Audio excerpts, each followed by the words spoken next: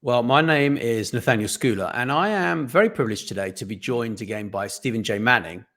And he is someone who you should really get to know. He's a very interesting chap.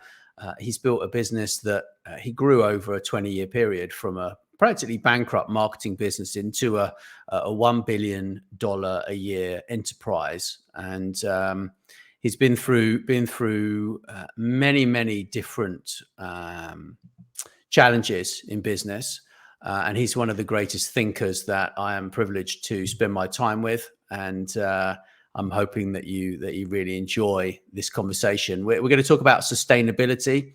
It's something that is on everyone's minds. And, you know, we've got this law that's coming out, which is actually, it's already out there. But the EU's new sustainability law is pretty serious for businesses. And yeah, I'd be interested to sort of talk about this topic, really, Stephen. So I want to thank you for joining me and say I really appreciate you and your time. Thank you for having me. I appreciate the kind words. And let's forge ahead courageously into what is a massive topic with dimensions I never thought I'd be thinking about just a year or two or three ago. Yeah, yeah, it's huge. I mean, I think that there is a general panic around climate change. Obviously, there are climate change deniers, and then there are people who really believe that there's a massive climate change that's happening and it's all due to emissions and everything else. And I'm not 100% sure myself on that, despite the fact that I've absorbed a lot of content on both sides. I certainly know that cities most definitely need to be greener. I think that they need to have less smog. They need to be healthier for people's lungs. I know that is a massive thing. But in terms of the bigger picture, I think we can all do more to help the planet and reduce our footprints. Right? Would you sort of agree with that? Well, by definition, that would be a good thing. I think uh, um, you, lots of people, and I struggle with the quantitative side of climate change. There is climate change. What percentage of that is human created or human pushed rather than just cyclical climate changes? And then, I mean, as you and I chatted just a few minutes ago, 20 years ago, we were warned by some of the great thinkers, some of the great purveyors of this, which is now obviously rather large industry. An ice age is coming, and we're all going to die because the globe will freeze over in 7 years, 10 years, 15 years. Of course, that changed. Some of the very same people are warned us that the globe will burn up. We will be inundated. I'm sitting 3 miles away from the Pacific Ocean. I will not be able to live here because you'll be inundated. And that will happen in 7 years or 10 or 12 or 8. Hey, listen, we have a couple of billionaires that have been pushing this narrative for years. It's over. 10 years, 8 years. We have a couple of members in Congress that stood up and said within 12 years it will no longer exist unless we do something about it. Bottom line, give up, destroy, forget all fossil fuels. So there's certainly a quantitative and a qualitative difference between climate concerns, the reality of some climate change. Again, I happen to think that 85, 90% of that is not human caused, it's cyclical. And let's remember that in terms of climate or a lot of these godly sort of things, 2 years, 10 years, microscopic in context of global trends. 20, 30 years gets a little more relevant. But so the question is, do I want to buy into climate change? To some extent, I do. Climate warming. The globe got warmed by 1 degree, 1 centigrade over some reasonable period of time, notwithstanding what Al Gore says and some of the other brilliant brains out there. That happens cyclically in history, and it will happen again. It'll happen again.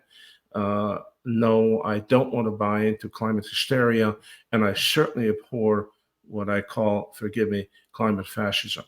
Now, so the thing that's evolutionary to me is the incredible transition, if you will, and acceptance, and now the creation of this amalgam of resources, their sustainability, and global warming. Now, we have been preoccupied with resources, sustainability of resources around the globe forever. Do we have enough foodstuffs? Do we have enough raw materials to manufacture things that we as a population have? Is there enough of that to sustain the immense population growth? Well, population growth is not a matter of a couple million people. You're dealing in billions. And there are certainly population growth in our world that differs very much from what you might find in the UK or the EU or even the United States. So the question is what is the situation of those sustainable things? Now, and then there's not a side qualifier for me. I think it's a significant qualifier. It's not the existence of the resources. And we have to strip away things like water in sub-Saharan Africa and so on. But those resources, the existence of them, the abundance of them, by the way, side note, we can feed the entire world, period. We can. That's a practical matter, we can. On the other hand, we really can't, because that would create an economic tsunami that will destroy world economies. We can't just go ahead and give free food to everybody in the world, because then food is no longer has any value. Therefore, you can't create it. You can't grow it. You can't make it. But the thing that troubles me more than available resources is the use of the resources, and finally, the control of those resources. We Right. essentially, the United States, essentially the EU, have subjugated our rights to the worldwide resources to China. China is buying everything in sight in Africa, on the entire continent, in South America, Latin America, anywhere in the world they can get a foothold. We will build your airport, we'll build the bridges, we'll feed you people, do whatever. Some could have mineral rights. Give it a year or two, rare earth minerals will be the 95% preview of the Chinese government. Congratulations. They will dictate what you're going to pay for your computer. Now, so it's the whole idea of resources, the sustainability of them. It's multifaceted and phenomenally exciting as intellectual. As a practical idea, okay, what do we have? Can we protect it? Can we use it wisely? We are not. And who controls the ownership and therefore ultimately the usage, pricing, and all the resources? That's sustainability, which is now this incredibly unholy alliance between sustainability and climate change, exploited by everybody who is now part of a fringe industry that's pushing this, that, and that. Well, let's not forget that we're talking about people. Let's not forget about people's ability to live, to exist, and essentially have a quality of life.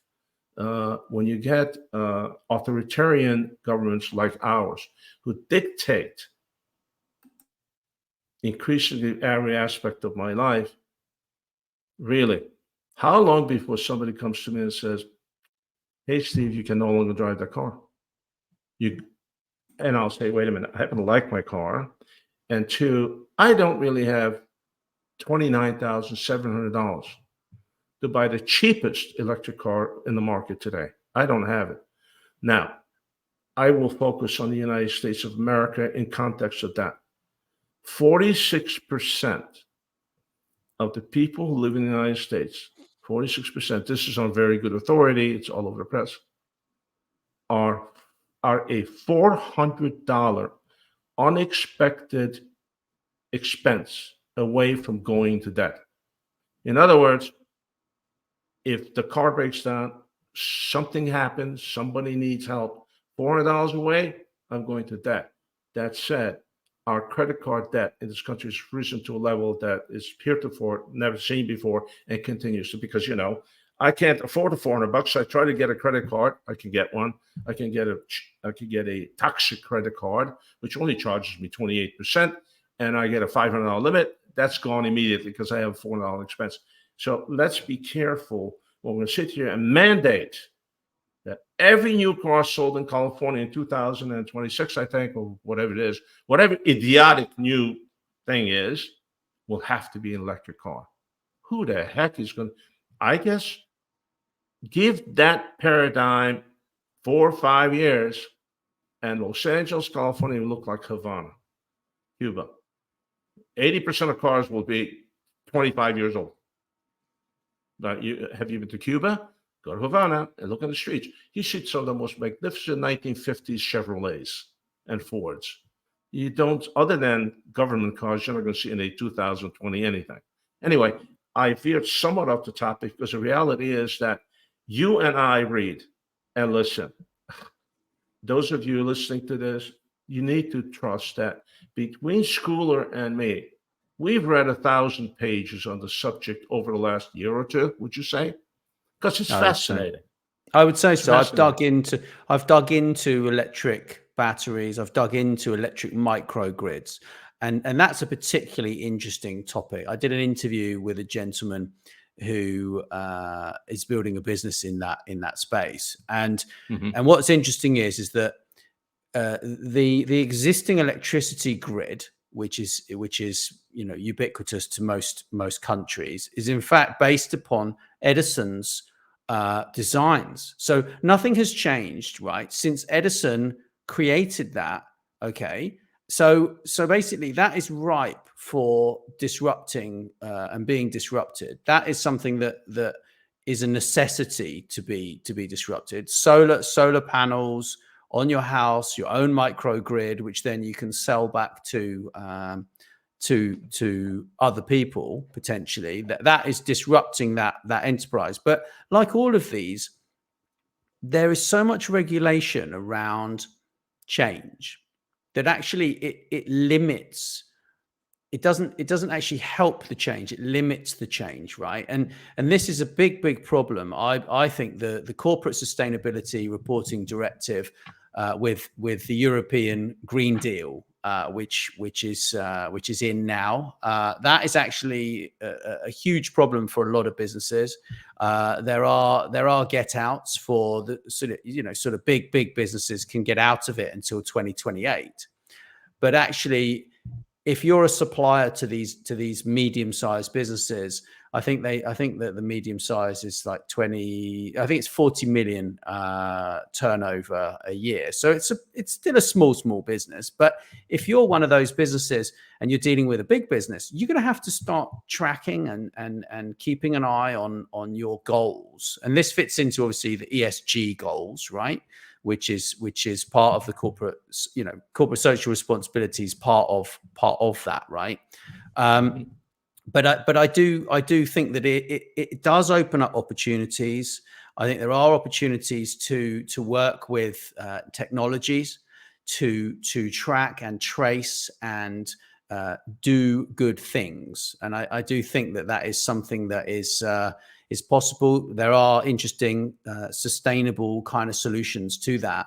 But I do think that there is a lot of food that is wasted still, and this is something that there are some solutions for that. And I think that is something that, if you think about the amount of hungry children that are just, in one city as an example, if we, the people who actually have a little bit of spare money or have some spare food, can actually help those kids to eat, then we are doing something towards the sustainability. And that goes for big businesses also, because they can encourage their employees to contribute towards these funds and contribute towards these kind of solutions, right? But I think we're in a very challenging place. I mean, here in Croatia, where I live, there's an interesting thing with the car taxes. There's a very interesting thing. I mean, you don't pay any tax on new cars. I think you'll find if you import a brand new car, you don't pay any tax because the emissions on that new car are super low. But if you buy a car in a certain bracket, which is the middle bracket, right, then that costs you money every year, right? Fortunately, my bike, my motorcycle, every year I don't have to pay extra because I've got like a 21-year-old bike, so I'm over the period. But if it was a bit newer, that would, because it's got a massive engine, that would cost another 150 euros a year or something on top. So they're gleaning this money from people who they think can afford it, but those people in the middle, they're going to be the people that can't actually afford it because they're the ones that want to upgrade to a new car. So prices of old cars have gone up dramatically in Germany and Europe. I've been watching the past year, and I would say they've gone up certainly 10 to 20% for something which has got 300,000 kilometers on the clock. I mean, it'll do a million miles. Some of these cars will do 1 million kilometers because they're so well built.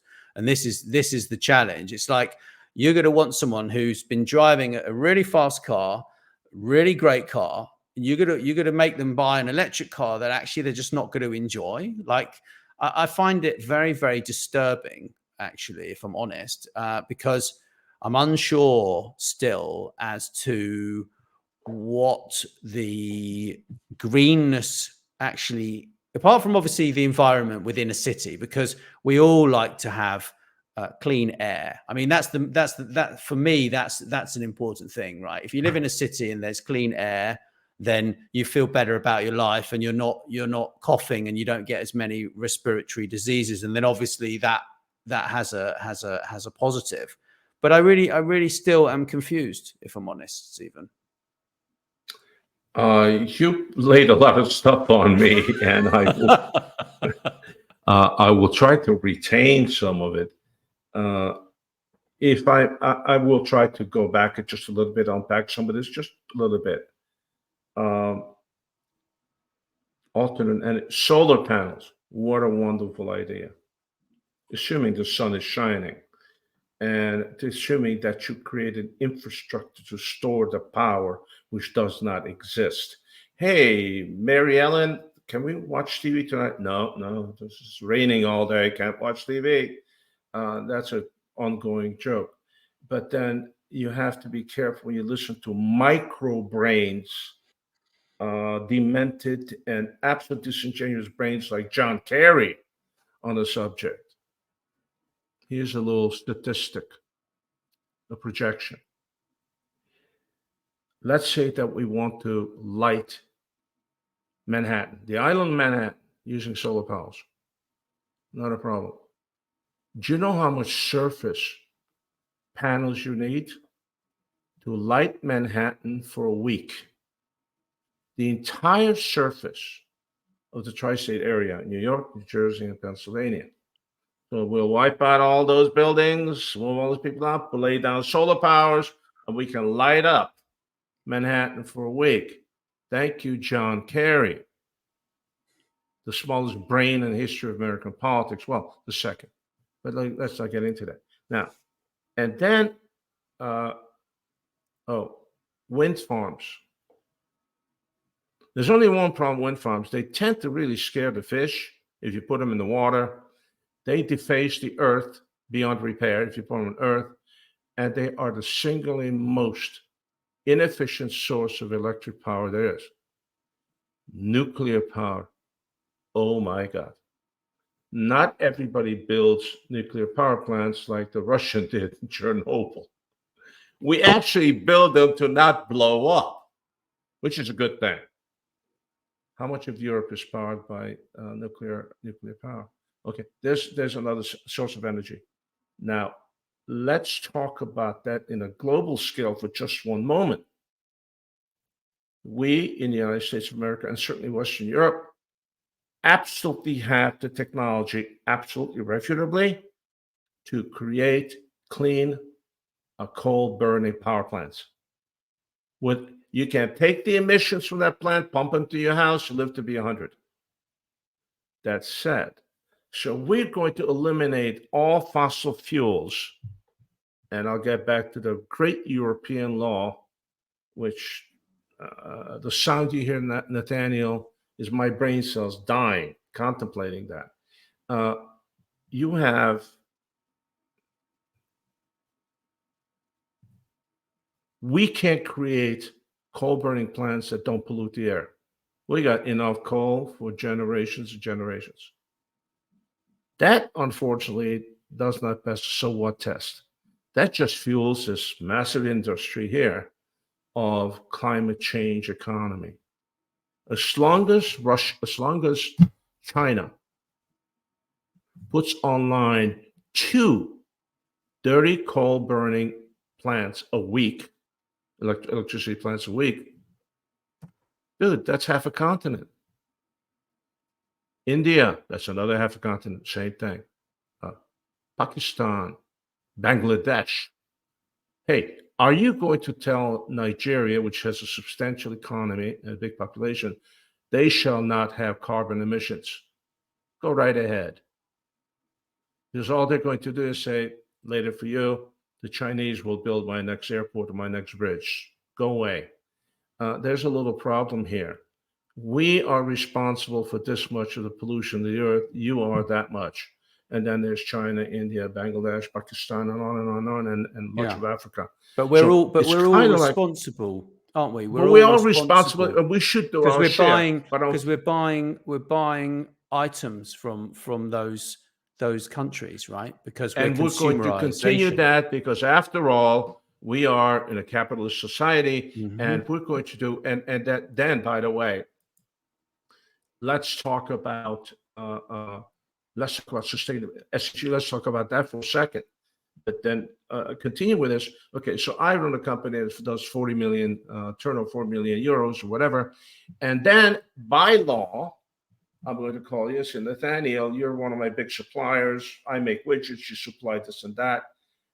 Unless you are also absolute carbon neutral, I can't buy from you. But if you happen to be, then we have another problem. You need to hire a trucking company that only uses electric trucks. Good luck. That, by the way, as an industry segment is not tenable. The typical trucker cannot afford an electric vehicle. That's all there is to it. And then, okay, let's say you find one. You will.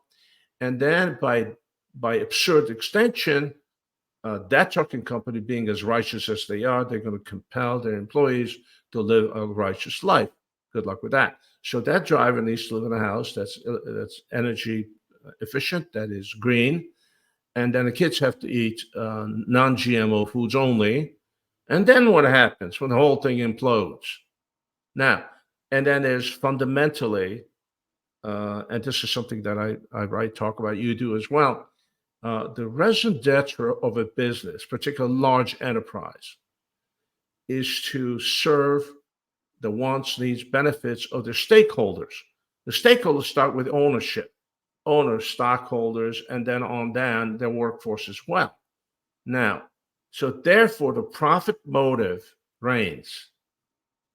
It's the same with a bank, that it's now compelled to alter their lending based upon how righteous the borrower is. So now let's go back to that company. And here's the ultimate, as far as I'm concerned. If profit making is not your reason to exist, then you don't exist as a business. Yeah, let's exclude nonprofits that have certain things, what I call the Red Cross of the world. Now, if your reason to exist is to make profits, as far as I know, without profits, altruism doesn't exist. Yeah, I don't make any profits. How do I donate? How do I make other people's lives better? Ultimately, my workforce erodes, my suppliers erode. It just really devolves into chaos, economic chaos. So let's be sure we understand that if we bootstrap, that's probably the wrong word. If we handstrap, if we tie the hands of business behind their back with regulations that are not sustainable, sorry for the play on words, altruism is not going to happen.